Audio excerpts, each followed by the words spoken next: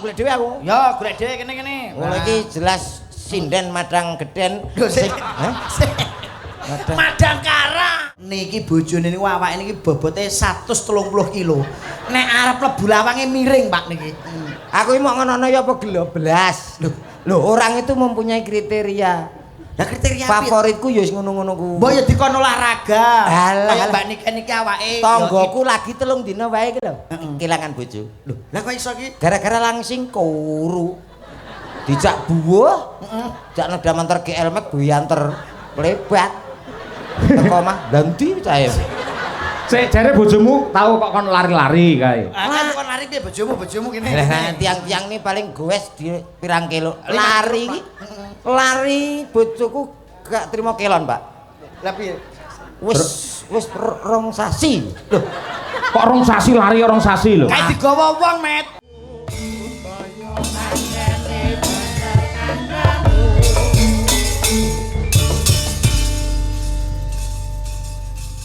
Sugeng dalu Cak Slindro. Sugeng dalu, selamat malam Mbak Cangik, Mbak Limbo. Alhamdulillah sehat nggih. Alhamdulillah pikantuk pangestu panjenengan keluarga sami sehat seger waras. Syukur menawi kasih. Suwe ora jamu sepisan godhonge klopo. Suwe ora tau ketemu dalu punika saged panggih kalian Mas Cahyo. Alhamdulillah. Luar biasa pada malam hari ini nggih Mas Cahyo. Pripun? Wah niki hari jadi Kabupaten Madiun pun kula damelke pantun, Pak. Syukur. Nggih, kagem warga masyarakat Madiun tuku timun dinggo lalapan buah semangka belinya di Jakarta. Cakep. Selamat hari jadi Kabupaten Madiun yang 458. Semoga jaya sepanjang masa. Amin ya rabbal alamin. Kula iki nek kalih Piyai Madiun wis kaya omah kula dhewe Mas Yoyo. Kok saged? Lah kula niki asli bapak kula Piyai mriki kok. Pundi? Niku Mbah Tarom. Oh nggih. Bapak Bupati Sepuh, salam takdim sungkem kagem kula panjenenganipun Pak Bupati so Bapak Wakil Bupati. Nggih. Mas Yoyo sembah nuwun sedaya punggawa praja ingkang sami rawuh ing dalu punika. Nggih. Kanthi ajitara tasyakuran hari jadi Kabupaten Madiun. Nggih. Wonten malih? Nggih. Parikan pantun. Lah nek jenengan pantun mboten sampun to kala wau? Sampun. Nah nggih wong jenengan kalih kula kaya adik kakak kok Mas. Kula sampun jenengan sampun. Sampun. Gentos nika. Napane? Loh. Kok napane ya parian? Aku ora parian, aku ngejak kowe kok sisik getun tak rasane iki.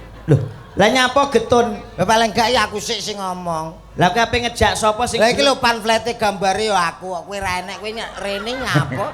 Lho sik. Elingku ki sing kanan ki Mas Yoyo. Lah terus aku Pak Bupati. Lah kok terus moro-moro nek awakmu ki lho. Lho. Lah kowe lehmu WA aku piye nyuwun sewu kula ulur siyen nggih Mas. Nggih, padangke dhisik, cetake dhisik. Iki tak jelaske lho Mas. Piye? Iki mumpung urung kelakon lho lek ku nyambut gawe lho. Kowe lehmu WA aku piye? Lah yo aku takon to tanggal 24. Dulu tanggal 24 Juli bengi kowe prei. Sapa ngomong? Lah WA-mu piye? Tanggal 24 nang Madiun wayangan aku ora kabar-kabar. Ngono lho, lah kok awakmu terus dandan melu iki. Sik, kowe lho jendalu Pak Bupati. Sik lah iki Sik kok dijelaske iki rong cetha lho kuwi. Pripun? Iki rembuke rong jelas. Lah kula lak ngabari nek teng mriki enten hari jadi. Sik, kuwi. Enten wayangan. sing asta. Lah sing asta Mas Cahyo. Yo. Lah kowe yo ngabari awakmu tok. Lah kok awakmu terus dandan rene? Lho. Lek ngabari piye? Lek WA piye? Lemu WA piye nggonmu WA? Tanggal 24 wayangan 24 Juli ning alun-alun Madiun Caruban lho ngono. Lah aku gak melok Lah niki jawab siap Mas. Ngono ki. Sing siap apa ki? kadung dandan kok terus anggar aku melu sapa? Lah nek ngono kuwi aku saurunge munggah wis tak pikir, Ndro. Lho, ngono lho. Lah kowe ya gedene 250 ya tak pikir engko. Iya. Ya aja sing ngirit-ngirit. dalu macange Mbak Yulimbu. Nggih. Namung anu klungsu-klungsu nderek udu. Dedonga. ndonga apa? Dalu punika mugi-mugi masyarakat Madiun sesuai dengan namanya Madiun. Nggih. Madiun saged mandiri, masyarakatipun guyub rukun Allahumma. Amin. Amin. Amin. Yen bab guyub rukun ini sedaya sampun ndongaaken. Nggih. Pak Bupati sampun, Pak Wakil sampun, kula nggih sampun. Aku ya wis rampung wae lah tak ndongake ya Mas ya. Mosok ya ming guyub rukun sing nggo modal Bojonegoro tekan Madiun ya ming kuwi tok to Mas. Lah kowe ape takon apa wong aku Pak Bupati ki wis kaya anak dhewe kok. Lho, Pak Bupati karo awakmu kuwi Bapak Hari Wuryanto menika pun nganggep aku ki anak dhewe. Lho, mula kula apal panjenenganipun Bapak Bupati. Kowe takon apa wae lho. kowe omonganmu aja Nyun sewu, kadang-kadang masyarakat mriki malah jenengane dereng apal. Gosek, kula mboten Pak. ngerti malan. Lho, Kula kula menika serawung kalian Pak Bupati wiwit kula tasik Joko lho. lho nggih to? Nggih. Tapi rak dereng ngertos to. Dereng ngerti. Panjenenganipun Pak Bupati menika SD-ne teng pundi? Lah kowe kula saking ngapale wong dianggep anak. Kowe iki SD-ne Pak Bupati menika teng Dempelan. leres Pak Pak. nggih? Dempelan Pak. Wah, Nah. tiba ya leres ya Mbak Cangi. Ya bener pancen panjenengane kan piyosan dempelan kono. Lah, niku SMP Mas, SMP 1 Madiun. Nggih leres Pak. Wih kok ya apal kowe Mas. Aku kok. Tapi nek SMA ora mungkin paham nggih Mbak Lah Cangi. ya saking apale ngerti ngono. SMA SMA 1 Madiun. sarjana S1 Mas. Sarjana hukum teng Jember. Nggih to Pak nggih? Lah, Kowe kok ya peso Oh, ya, tiba ya. nyolong iki pedal lho iki. wong ditanggap ki ya kudu ngono kuwi lho Mas. Nggih. Ora kok kursukur omong dongakne S2-nipun panjenenganipun Pak Bupati. S2 wonten teng UPN Surabaya veteran. Nggih to Pak nggih? Lho, Hobine Bapak Bupati apa? mancing nak mboten lendeng. Lho. Sik. Kowe iki nek iki ra jelas aku nek iki ora percaya. Lah ki nyapo takon Sing hobi. hobine mancing iki awakmu. Iki kok Pak Bupati iki selalu dekat dengan rakyat to nggih Mas Yoyo. Leres nggih, Ini selalu keliling nyambangi warga masyarakat. Oh, nggih. Ini adalah Bupati Kebanggaan Kabupaten Madiun, Mas. Madiun, betul. Kalau Kabupaten Madiun itu sudah jelas kriterianya 5R. Apa niku? Kudu pinter. Nek panjenenganipun Bapak sampun pinter, cerdas nggih mboten, Mas? Nggih. Bener, Bapak itu selalu bener. Tur bener. Mesti nek wis bener, biasane Bapak iku kober tilik wargane menyempatkan. Sing pungkasan Bapak ora bakal keblinger. Leres mboten, Pak? Oh nggih. Oh. 5R nggih. Pokoknya nek nganggo R itu pasti hebat luar biasa. Nek nganggo? Nganggo R. Asmanipun wis jelas Bapak Hari Wuryanto, R kalih. Oh nggih. Pak Purnomo Hadi R R juga. kalih. Nggih. Mbah Mutarom R Nggih. kalih. Mbak Niken Salindri ada R-nya. R. Selendro ono R. Mbak Kesi Rahayu R. Sik pertanyaane. Iki dalange ora nek R lho iki. Lho, enten enteng jenengan sing Cahyo Kuntadi. sanes Cahyo Kuntari. tatu. Oh ngeling-eling jeneng Kowe iki ra jenenge abang ngelih jenengku ora. Kanca-kanca krawitan Madangkara menggunakan R. Apa wae jeneng sing nggunakake R iki mesti wonge kondang hebat. Jenengmu sapa? Komet. Lah iki elek. Nggih mboten Mas. Oh iya, Ora tanpa bakal R. kondang. Apa genti komer ngono piye? komer. Lah kowe iki ya kancaku ya ora apal-apal. Aku ya nek R. Mosok Mas. Lho, Supri Komet ngono. Mosok dagelan jenenge Supriko. Mosok gara-gara R kok melarat kok ya. Nggih. Kowe ya dongane iki ya sing apik-apik. Ya didongakne. Paling tidak acarane nopo? Hari Ngono. jadi Kabupaten Madiun. Dadi apa? Loh. Hari jadi Dadi apa? dadi reok tak bacot cengelmu ki kok. Mungkin takon nesu lho. Iki pengetan hari jadi nggih Mbak Limbu. Leres yang ke 458. 458 dari angkanya sudah diketahui Apa? papat 5 8 papat tambah 5 24 Sik op. Sik akeh men to kuwi. Kowe iki ngomongmu gladrah kowe iki guru lho, Iya, Men. iya. Digugulan ditiru lho. pira 4 tambah 5 iki Iya, iya, iya. Kok iso 24 iki lho. lho karo kancane dhewe Banyol iya. yo banyol ning aja maksa nemen-nemen to. aku ki mau ngetes awakmu ki fokus apa ora ngono lho Nek iki maksa iki. papat tambah 5 ki wis 9 Songo. Nah, iki lho. 9 tambah 8 17 Bener. angkanya 1 dan 7 Maknane maksudnya dari siji yaitu menjadi satu tujuan Madiun menjadi maju tentram dan juga rukun lho ngono. Mula angkane 1 dan 7 ana sing ngarani 17. Apa kuwi 17? Mugi-mugi saged pikantuk pitulungan kang kawelasan saking Allah Subhanahu wa taala.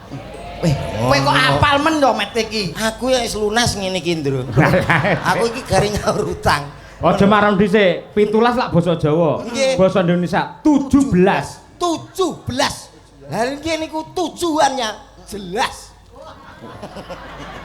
Oh iya. Kan bahasa Inggrisnya 17 e piro? 17. 17. Ayo. 17. 17 ini kan Inggris, Pak. Ah, lah iya bener kuwi Inggris. 7 Apa kuwi? 7 tuh. Loh.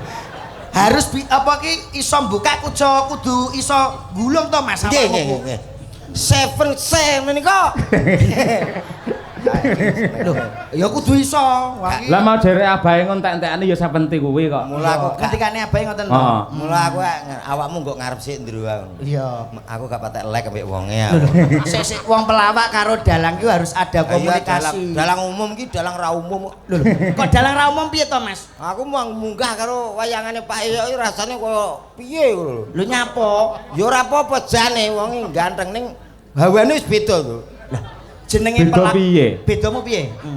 Bedamu nggon ndi? Bedanya itu tidak bisa dijelaskan dengan kata-kata, hanya bisa yang merasakan adalah aku dan juga Allah Subhanahu wa taala. Lah, niki jenenge pelawak yang tidak berinovasi yo ngeten niki. Inovasi piye? Tidak mempunyai skill dan SDM-mu rendah. Seorang pelawak naik penuh dengan persiapan, turun dengan penghormatan. Dalang ki wayak dagelan ki nek ora nderekke Mas Yoyo ki paling penak lho Mas. Piye? Lho, kowe arep melu sapa? Wayangan melu sapa kowe? Lho, lah bengi iki. Lho. Lah nek ora nek Mas Yoyo panjenenganipun sing ngasta, ora nek wayang, ora nek dalange. Lho, lah bengi iki mau anggap kene tok sing wayangan.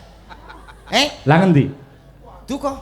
Lho, sik to. tak kira kok lek job nganti double, balekke ngendi ngono. Kowe iki aja nyepelekke dalang ya, Mas.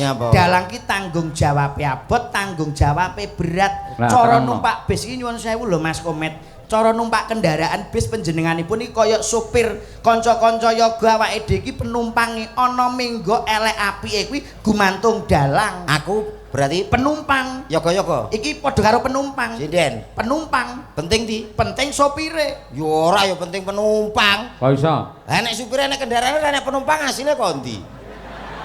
Ayo apa nyupir ngalor ngidul nek penumpang ngono. Oh, terang Ndro piye kuwi karepe kuwi. Penting iya lho penumpang. Mulane kanca yo mbok pegat ki apa. Sik omong angel ora karuan iki. Anane tak pegati modho.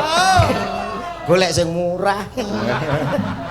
Wayangan kok sing gelem kalimu aku tok ya ora. Iya. Maksudnya iki ngene ya Mas. Nyuwun sewu tanggung jawabe seorang dalang itu berat. Ngerti. Kudu iso nguripke pagelaran. Kok kowe nyepelekke dalang aku sing ora nrimake. Dalang abot. Abot. Lah kowe apa tau ngerti dalang teko kok nggo debok dhewe.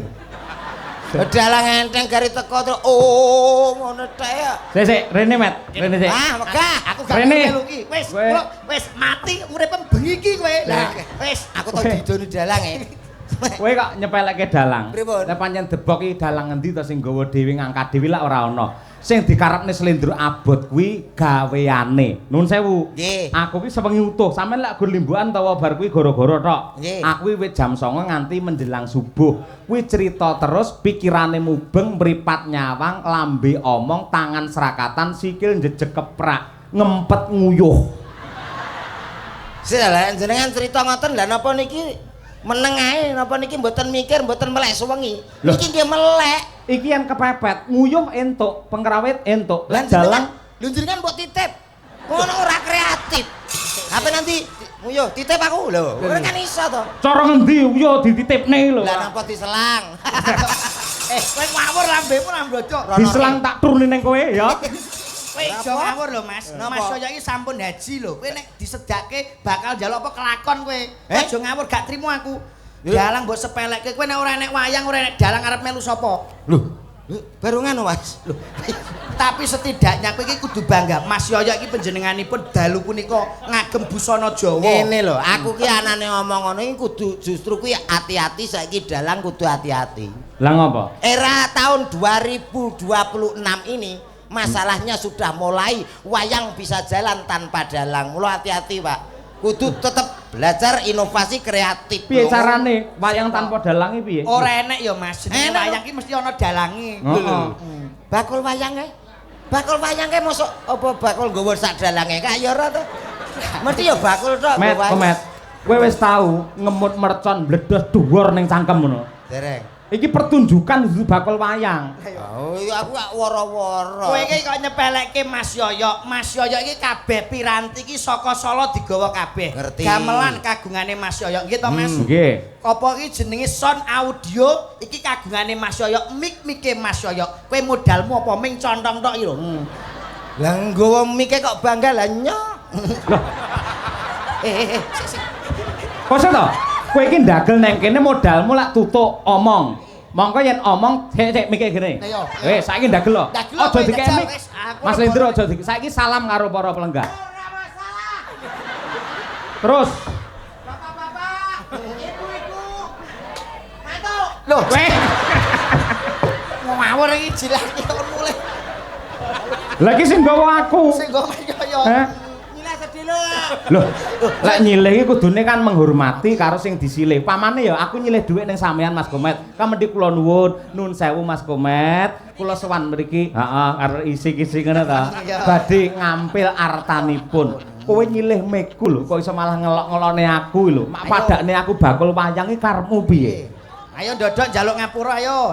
Sikile piye? Sing tengen. Sikile. Sikile.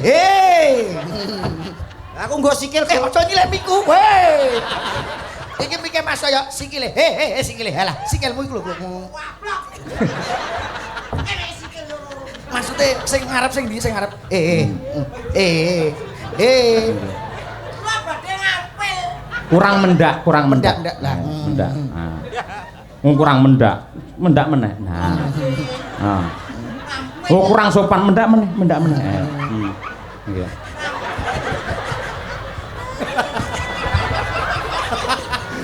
Iki jane dagelan apa ula. Aja nyepelek. Piye ngambil sing apik? Ayo. nyambut mikipun, Pak. Nah, ya. Tahu bulat. Bareng disilih nyepelekke to. Matur guyon apa, Pak? Sik ngene, dalem Mas sewu Mas Lendro kali Cak Komet. Nggih. Gandeng Bapak Bupati menika lak piyayi budaya. Nggih. Nggih. Mesti rena ing penggalih Nggih. lan kula kali panjenengan mewakili warga masyarakat Kabupaten Madiun Nggih. untuk menghibur dumateng para lenggah sedaya. Nyuwun kanthi sanget Bapak Hariwur syukur menawi kalian Bapak Wakil Bupati Nggih, Pak tindak wonten ing pepanggungan. Wah, nggih. Para lenggah setuju nggih para penonton? Nah, menika. Setuju.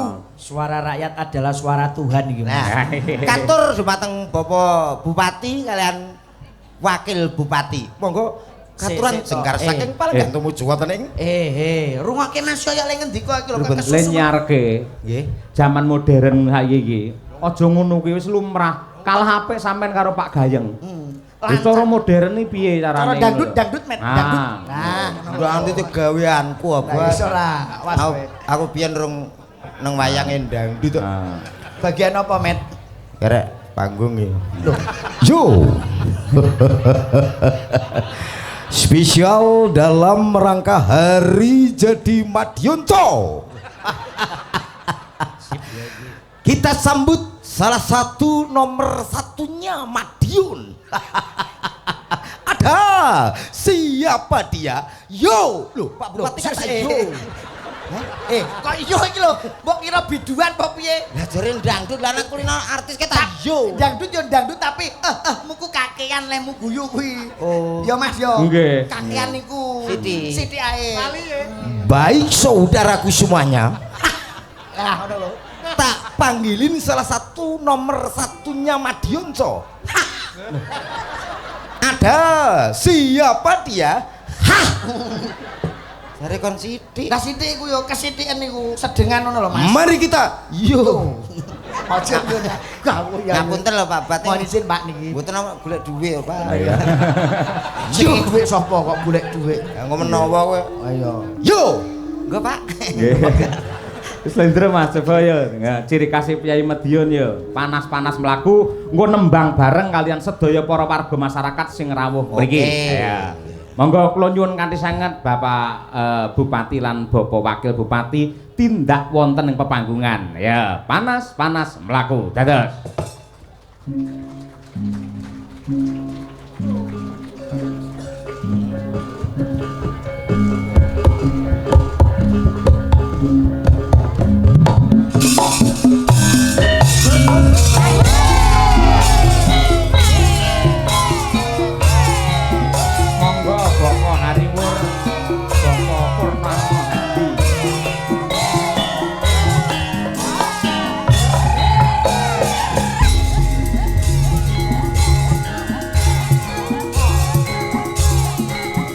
Monggo para penonton nembang sareng-sareng untuk hari jadi kabupaten kita yang tercinta. Ayo. Monggo Bapak Ibu. Panas-panas laku orang payu sandale diseret lamaane mengko Surabaya geger musingen Madiun Jakarta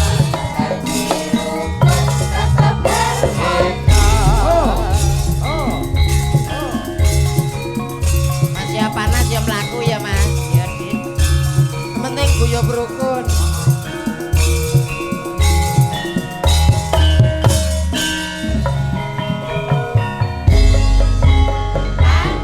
panas mlaku ora gawa payung sandale diseret lamaane mlebu Surabaya geger mungsine Madiun Ciami rukun tetep harmoni.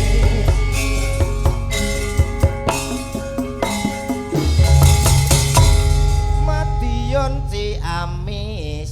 Janji rukun tetap Tetap harmonis.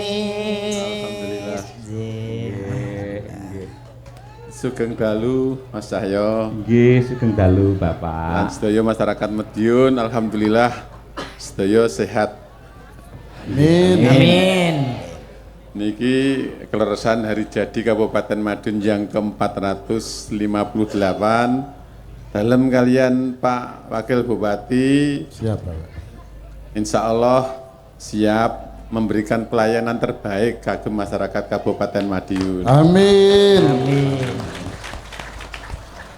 Pramila dalu menika monggo kita sareng-sareng nderek mangayu bagya anggenipun ringgitan wonten ing alun-alun mugi sedaya masyarakat Kabupaten Madiun tetep guyub rukun ngaten nggih Pak ya. Amin. Amin. Amin. Nggih. Niki kersanipun Pak Wakil Bupati ingkang nembang nggih. Nggih. Napa jenengan piye nembe Pak Wakil Bupati? Pak Bupati badhe nembang Negara Angin. Lho kok Nggih, sias Pak. caping gunung Bapak biasanya. Oh, capek gunung. Nggih. Lah Bapak Bupati mboten anu nyekar rumiyin? Bapak Babu. Nderek keparengipun kados pundi? Oh nggih. Nggih. Umpama Jam Sari. Luar Niki- biasa. Adate menika caping gunung lho, wah, ya pembaruan lho. Bantos menika. niki nganu napa niku gending ingkang napa filosofipun kesetiaan. Idam Sari menika nggih, Pak? Nggih. Oh, nggih. Dalam suwun mugi-mugi masyarakat Kabupaten Madiun tetap setia kalih kabupatenipun. Amin ya rabbal alamin. Piantun niku nek pun setia napa-napa dipun sukaaken ngoten. Nggih. Leres Pak Bupati niku. Pas. Terus insyaallah kagem kebaikan Kabupaten Madiun, masyarakat Kabupaten Madiun insyaallah tetap gotong royong bangun Kabupaten Madiun. Amin. Matur suwun. Nggih. Nalik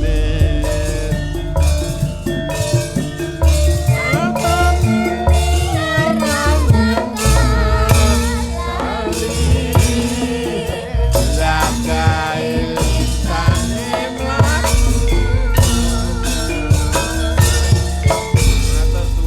Tepuk tangan untuk Bapak Bupati kita luar biasa. Yai Budaya nggih. Lho Nduk, kasembatan to Nduk niken sowan ning hari jadi sampean. Alhamdulillah matur sembah nuwun kagem Kang Mas Hariwur kalian. Lho kok Kang Mas iki Bapak. Piye to, Bu?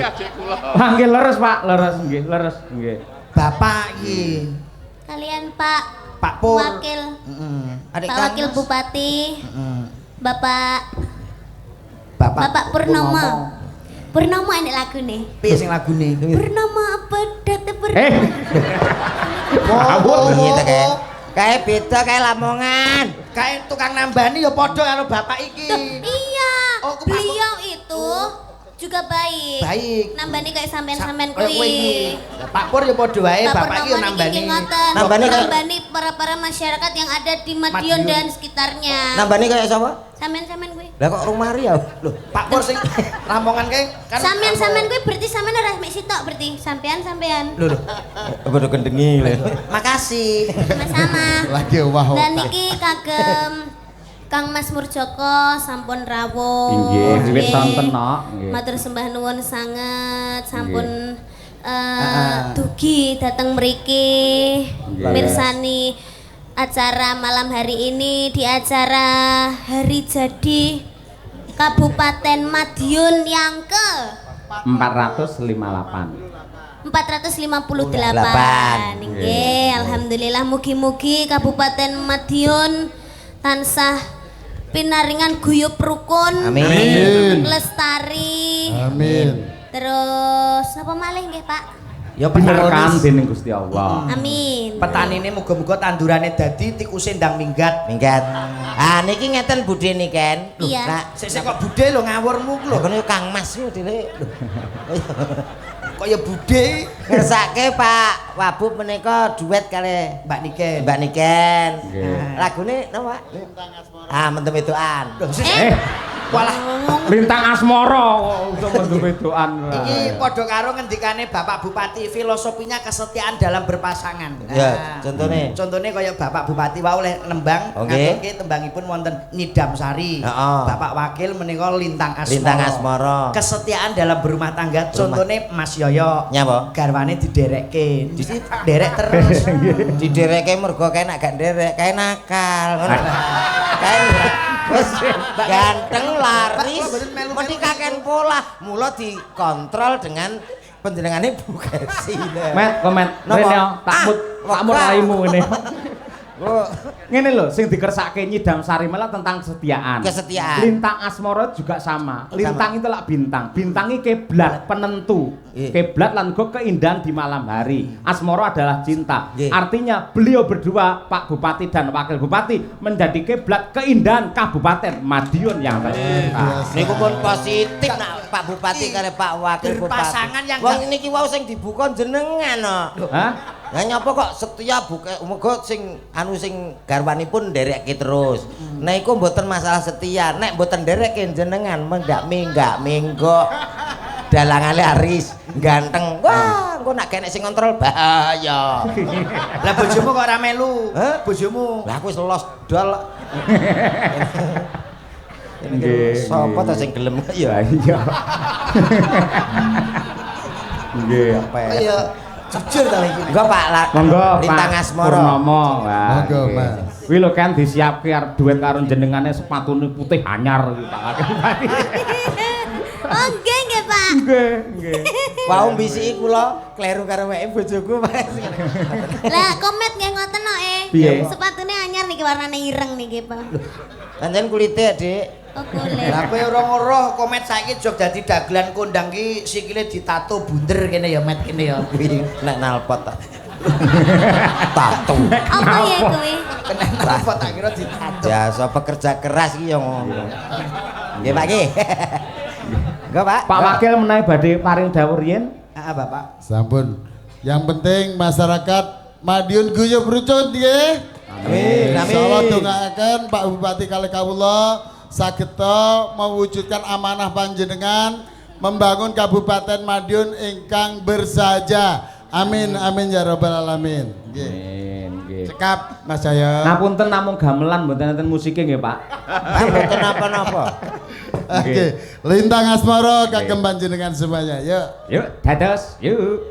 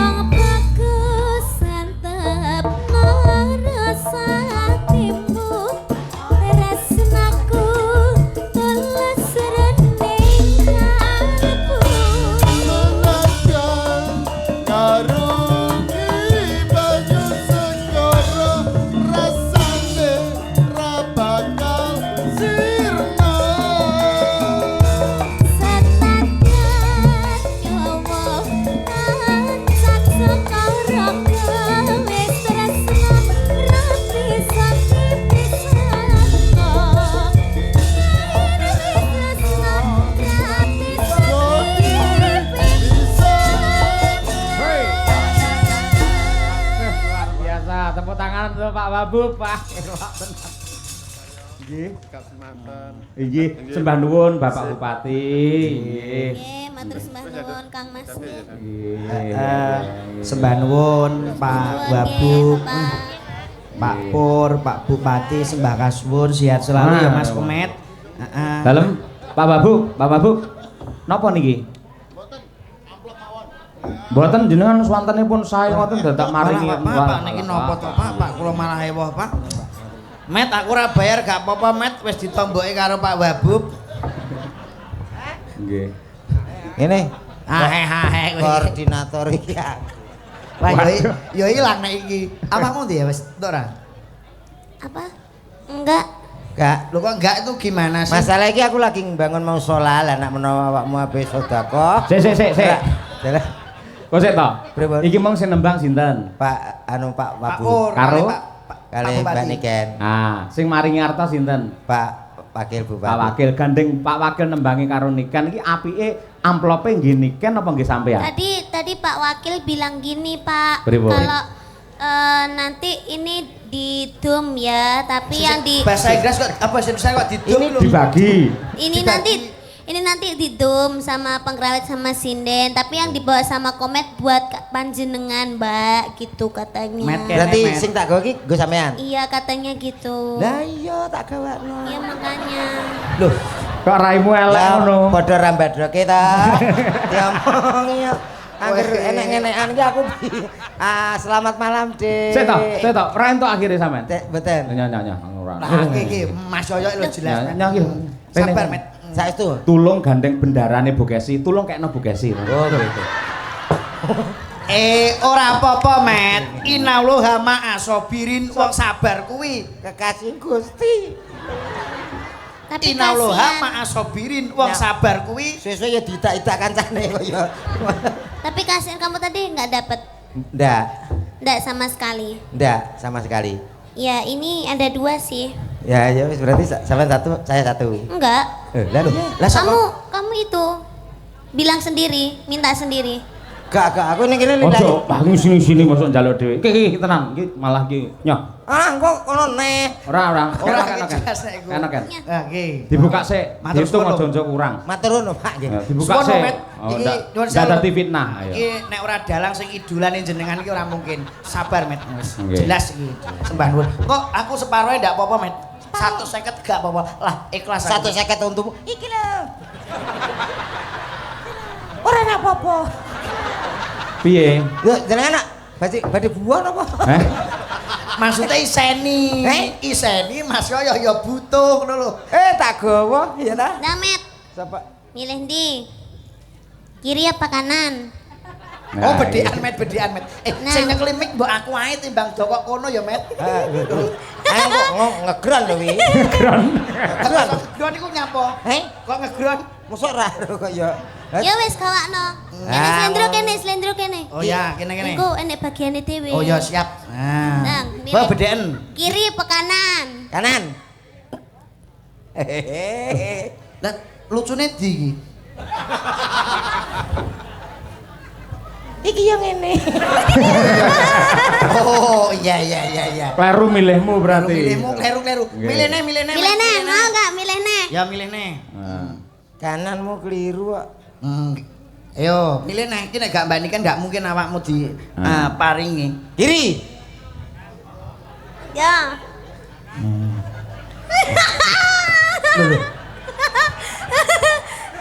Piye? Jelas iku Met. Iya. Ora ana apa-apane kok. Wis ora. Oh sabar. Ora entuk apa-apa. Rene. Wis gah. Lek cerdas sampean pinter entuk 100. Rene, mesake mosok ora entuk dhewe, adoh dhewe Bojonegoro. Saiki jawabane wis 100 to? Jelas. Iya, Jawabane wis jelas. Pokoknya angger sampean jawab kodok entuk 100. Ngoten tok. Sing penting intine lak kita caosne jenengan. Oke. Entuk 100 men mun sewu jenengan ora meringkus raine, ngono lho. Ya ta. Oke, siap. Angger jawabane kodok, Kodok. tak wenehne jenengan. Oke. Kewan apa sing sok disuweke?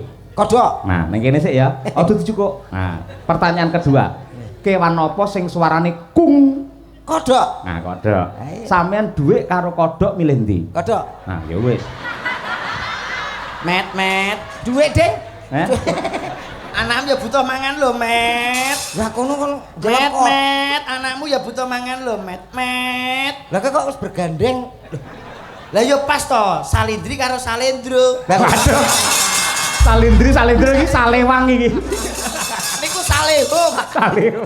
Salindri Saleho. Iki wis takdire karo Allah Taala, Met. Sing lanang yo dasare sing wedok yo ayu, sing lanang gagah dhuwur, Met. Oh, alah. Iya iso gagah dhuwur piye Mas? Kok sakmono kok gagah dhuwur. Jane iki gedene sak petelot. Aku iki rumangsaku dagelan paling iki rasane peleke nyuwun sewu Mas yo iki tak Mbak Niken mohon izin. Iya, Mas Upama ning donya iki ora enek sapa-sapa eneke wong lanang ming loro tok Komet karo Slendro. Sing mbok pilih ndi? Kowe milih piye? Oh milih bunuh diri to Mbak Dede. Umune kan rong ngomong iso bunuh diri lho ora. Eneng pilihane gur ngene tok e. Kaya aluk mati ya. Lah nyapa mati wong pilihane ming loro lho, Met. Adam karo Hawa duwe gathukan, duwe gandengan. Wong ki mbok sing sadar, sakmene mbiyane masyarakat Madiun ki ra kok trimo nonton wayang ning pengen ngerti sapa rak raro to. Lho, pengen ngertos sinten, Bu? Krungu kowe, Slendro napa mboten? Lah kae sapa? Ayo ngono to. Kowe iki kesulakan Niken Salindri ki apik. Kok kene Salindri terus kowe. Lah tapi kan iki pasanganku wis rasi nggih Mas nggih. Aku sing ra pengertian ngono ki aku ya golekne. Aku tak golek dhewe aku. Ya golek dhewe kene. Oh iki jelas sinden madang geden. Sing Madang Kara. Oh ya biyen madang geden, Pak. Madang geden iki abahe iki jane madang geden. Madang Kara niki enten sinden favorit kula. Mosok niku. Tenan ora. Sek legan lulusan isi. Oh iya, dadi sing pas padha karo aku sejajar seimbang. Mari, Dek. Ini tak kenal ke. Sik omong-omong sik legan-legane tegese rung duwe bojo lho. Nggih. Lah nggih. Lah apa ora melek mripatmu kuwi genah bukesi lho. Ngaku-ngaku nyapa to, Pak? Loh, Sik. kok ora ngaku-ngaku piyai sak alun-alune ngerti lek bukesi iki bojone Ki Cahya Kuntadi iki ngerti. Niki anu bojone Mas saya to? Lah, Mas Yongge ya kudu profesional. Loh, lah di atas panggung semua milik umum. Loh. Ngaten lho. Lah saiki tekoke nyuwun dawuh karo Mbak Kesi, yakin apa ora jajal men? Lah, yakin mboten apa-apa nggih? Nggih. Kok kono gek apa ki ngaku-ngaku ya men. Sik Bukesi, sik tak omong sik Bukesi. Kudu kok pikir tenan lho Bukesi. Provokasi. Kudu pikir. Provokasi. Sampean ki ayu ya to. Lah aku ya kudu dianggep elek apa piye?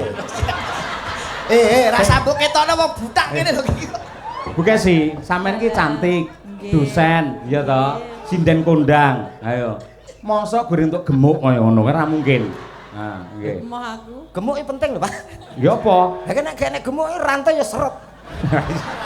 Lho pancen bojomu gemuk kok. Lah ya lho, kotak. Monggo Ya coba Bu Kesi, Bu. Dalem. Mohon izin niki kalau mau Mas Komet kan ngomong lek jenengan niki calone Mas Komet apa leres? Ah mboten. Piye to ki? Aku ora ngomong ngono lho, Bro. Lho, sing mbok pilih jare kowe golek sinden. Favoritku. Nek ngene-ngene iki tak ge apa? Waduh. Aku nek iki masuk. Berarti Mas Yoyo ki rapi selirane padha. Padha apa nyuwun sewu lho Mas Yoyo. Kula iki nek tenggene Mas Komet niku isin, Pak. Napa? Nek kudune piyambake rak cilik kaya kula niki bojone paling gak nggih awake rada cilik.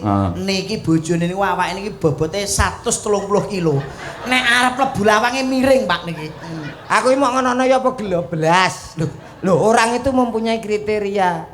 Lah kriteria favoritku ya wis ngono-ngono ku. Mbok ya dikon olahraga. Alah, Kaya Mbak niki awake. Tanggoku lagi 3 dina wae iki lho. Kelangan bojo. Lho, lah kok iso iki? Gara-gara langsing kuru. Dijak buah, jak neda mantar GL Max buyanter lebat. Teko mah ganti cahe. Sik jare bojomu tahu kok kon lari-lari kae. Kan kon lari piye bojomu kene. Lah tiang-tiang ini paling goes di pirang kilo. Lari iki. Lari bojoku gak terima kelon, Pak. Lah piye? Wis rong sasi. Loh, Kok rong sasi lari rong sasi lho. Kayak digawa wong, Met. gak kayak maraton kayak sumpah. Kayak digawa wong. Lho kowe kok ro kok meneng ae? Terus takon, "Yo, aku tak ayem-ayem dhewe. Iki kon olahraga sesuai program pemerintah ibu-ibu PKK iki senam nggih Mbak Niken. Mbak Niken senam toh? Iya. Lah senam Pilates. Anu fitness. Pilates. Pilates, nek bojoku kayak fitness. Awake fit atine ngenes. Dadi aku nek buahne sikon nggo nguri ya, gak melu ngono. Nek isoe bojo pegaten Met wis elek bojomu iki. Iki piye to bocah kok? Elek bojomu kula isin Mang kanca niki. Dosa wae. Bojomu pegaten ae nek aku. Kok pegaten kita kuaplok pisan wae. Iki guyon ya guyon dirungane para panggawa. Lu tenan lho. Waduh. Sapa?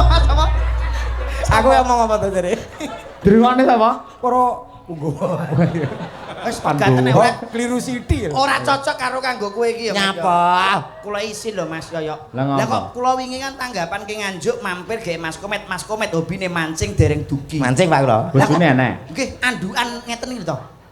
Andukan sementen kali sementen. Lah kok kurang anduke to? Kayak apa anduk? Apa kae? Terpal no. Gak cukup nek trimo anduk ra. Isin aku terus tak kandhani. Mbak, Mas Komet nek ndi sampean kok gak isin gak wirang karo aku to? Wirang apa Mas ora apa-apa Mas Komet gak enek. Oh, mbok yo ngono kuwi saru Kang kula ngoten. Saru piye? Jajal aku ndelok ngono. Mas Komet sing wedok muni ngene. Kene 2 juta. Tak bayar 2 juta, Met. Niki lho, Mbak. Lah kok langsung beyak ngene to, Met. Kaya dirembeti tekek, Met. Ya mau masalah bojo sing apik lho kowe. Tenan pegaten. Ya bojoku buka ngono kok trimo rega 2 juta. Waduh, berarti kira ruwen-ruwen kowe. Pegaten ae ora apik kae bojomu. Wis ora becik kanggo kowe iku. Tapi ora masalah. Kaya tega lho karo kanca kuwi lho. Lah kula mboten njaluk sing nari sing wedok dhewe niku. Lah kok ora masalah piye Cak Komet iki? Lah kowe jane karo kanca perhitungan lah bareng karo bojoku 2 juta kok langsung mbok weni. Lah kowe tanggapan karo aku kurang 2 juta campur sari ndebokang nganti sak iki ra diwenehi kok. Sapa-sapa? Ndebokang campur sarimu lho. Iya piye? Ora mbok wenehi to? Kurang 2 juta. Wis tak keni. Endi? Lah tak wenehi bojomu mau karo ngene. Lho, kowe nglunasi lewat kuwi. Lah kok penak oleh bonus tape we. Bandingkan kene. Wah, ngawur. Sik nembang iki. Oke, siap. Pamundhute Ibu Bupati karo Ibu Wakil. Ayo. Coba di apa kuwi kolaborasi karo Sinden Madangkara. Nah, Nong bir, ayo. Coba kaya apa? Yan, yo papat. Ayo. Nek akhir nganggo R iki bir kita akeh. Oh, pilihan nduk iki antarane Negara Angin apa Tombo Kangen. Sing penting aja negara api omahe Avatar kuwi. Negara Angin? Oke. Oke, ya diaturake ben jumeneng. Ayo. Ayo coba kaya apa? Negara Angin. Yo, Nduk, berdiri cacos.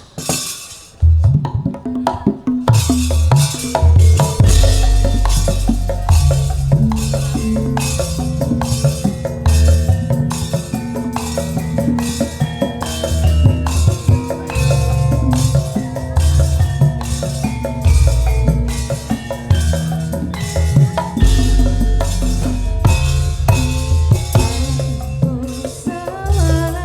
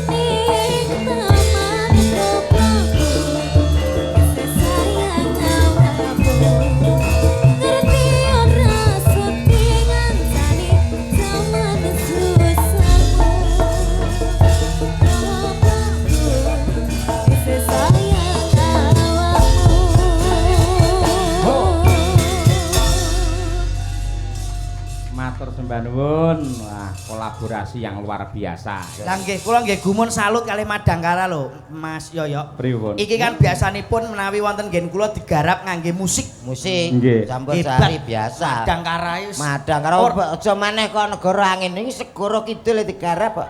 Lho Segara Kidul lagune Wih. Mas Deni sing terbaru iki. Heeh. Lagune sing piye ku, Mat? Sing